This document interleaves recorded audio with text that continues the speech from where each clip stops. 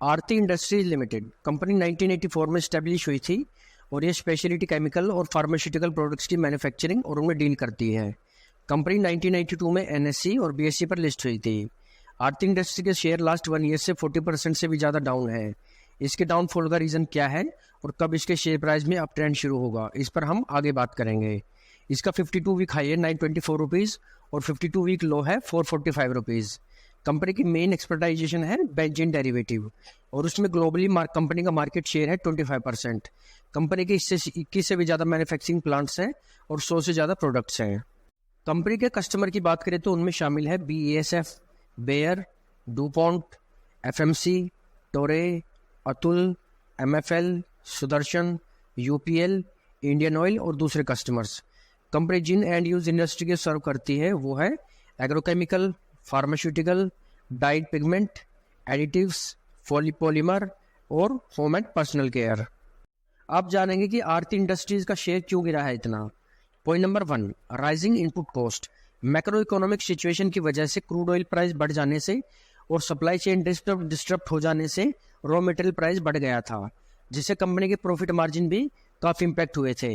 Point number 2, stake sale by promoter. Company के promoter लगातार अपना स्टेक सेल कम कर रहे हैं, जिससे रिटेल इन्वेस्टर के बीच कॉन्फिडेंस कम हो गया है और उन्होंने भी अपना स्टेक सेल करना शुरू कर दिया था। कंपनी प्रमोटर का सेल सितंबर 2020 में 47.55% था, जो जून 2023 में 43.65% पर रह गया है। Point number 3, slow down in textile industry. Textile industry में स्लो डाउन की वजह से भी आरती इंडस्ट्री के डाई पिगमेंट सेगमेंट अफेक्ट हुए हैं और आने वाले क्वार्टर में भी सिचुएशन टफ रहेगी। इन्हीं वजह से कंपनी की प्रॉफिटेबिलिटी कम हुई है। Point number 4, management commentary and analyst view. Brokerage firm के एनालिस्ट ने आरती इंडस्ट्री के शेयर को डाउनग्रेड कर दिया था, जिससे सेलिंग प्रेशर क्रिएट हो गया था।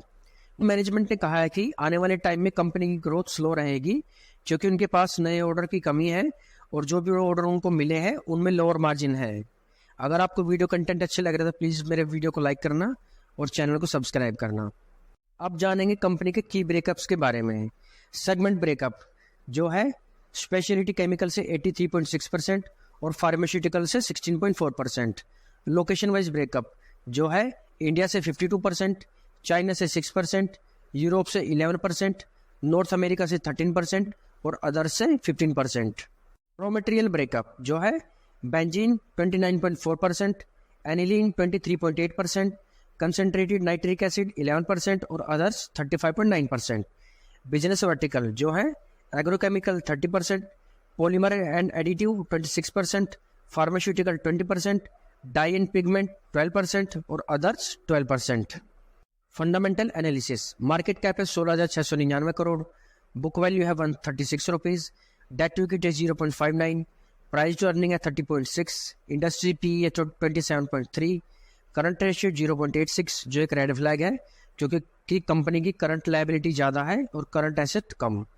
प्राइस अर्निंग ग्रोथ 2.81 जो अगेन ये बताता है कि कंपनी ओवर वैल्यूड है। Dividend yield 0.54%, enterprise value 19,405 crore, EV to EBITDA ratio है 17.8 जो नॉर्मली 10 से कम होनी चाहिए। ROE 10.4 और ROCE 11.6%। Share holding pattern, promoter के पास 43.6%, DIA के पास 14.85%, FIA के पास 12.17% और पब्लिक के पास 29.33% स्टेक है। बात करें कंपनी प्रमोटर की तो उनकी प्रमोटर होल्डिंग 44.67% से 44.65% हो गई है।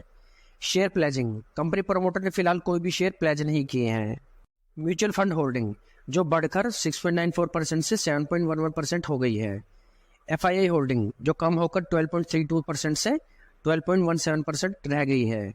इंस्टीट्यूशनल होल्डिंग भी कम होकर 27.09% से 27.03 हो गई है। पब्लिक होल्डिंग की बात करें तो बढ़कर 28.87% से 29.33% हो गई है।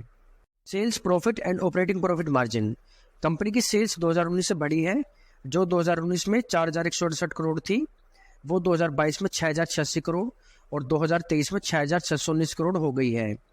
कंपनी का ऑपरेटिंग प्रॉफिट 2019 में 665 करोड़ था, जो 2022 में बढ़कर 1,720 करोड़ हो गया था, लेकिन 2023 में कम होकर 1,089 करोड़ रह गया है।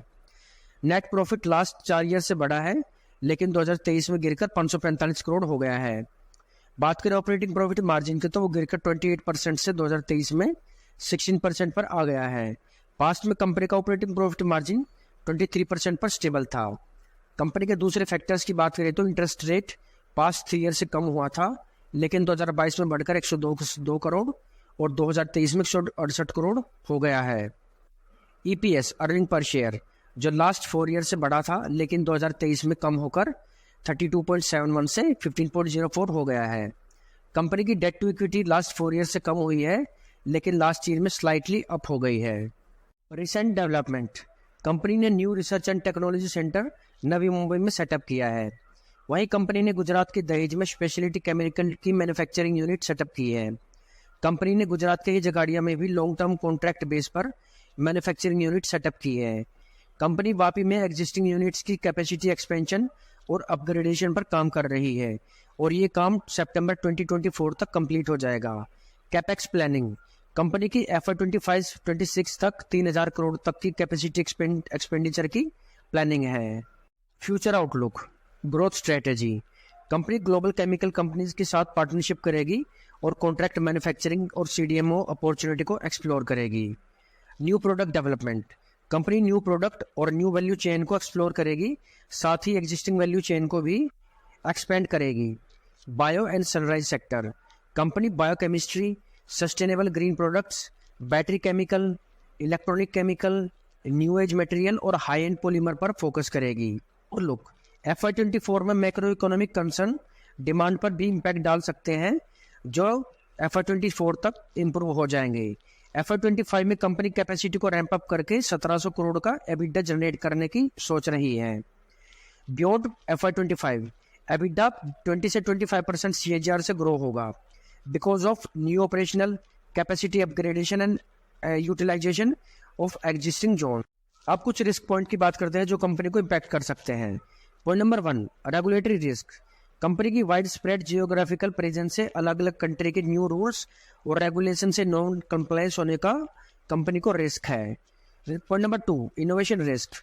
मार्केट में लीडिंग पोजीशन बनाए रखने के लिए कंपनी का इनोवेशन और रिसर्च एंड डेवलपमेंट पर फोकस होना जरूरी है। Point number 3, forex risk. Geographical presence की वजह से फॉरेन करेंसी फ्लक्चुएशन भी कंपनी अर्निंग को इम्पैक्ट कर सकते हैं। Point number 4, raw material risk. Raw material की नॉन अवेलेबिलिटी या फिर लिमिटेड अवेलेबिलिटी और रॉ मटेरियल प्राइस फ्लक्चुएशन भी कंपनी की प्रॉफिटेबिलिटी को मेजरली इम्पैक्ट कर सकते हैं। कंक्लूजन, पॉइंट नंबर 1, फ्यूचर में कैपेक्स और डिमांड इंप्रूव होने पर शेयर प्राइस श्योरली यहाँ से अपवर्ड मूव करेगा। पॉइंट नंबर 2, कंपनी का दीपक फर्टिलाइजर के साथ 20 ईयर्स का नाइट्रिक एसिड अरेंजमेंट का एग्रीमेंट है।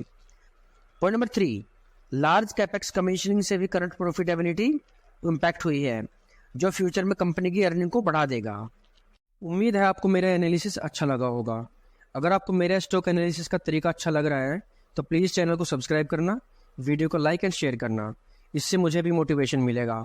तो मिलते हैं नेक्स्ट वीडियो में, तब तक के लिए सीखते रहिए और कमाते रहिए। Thanks for watching.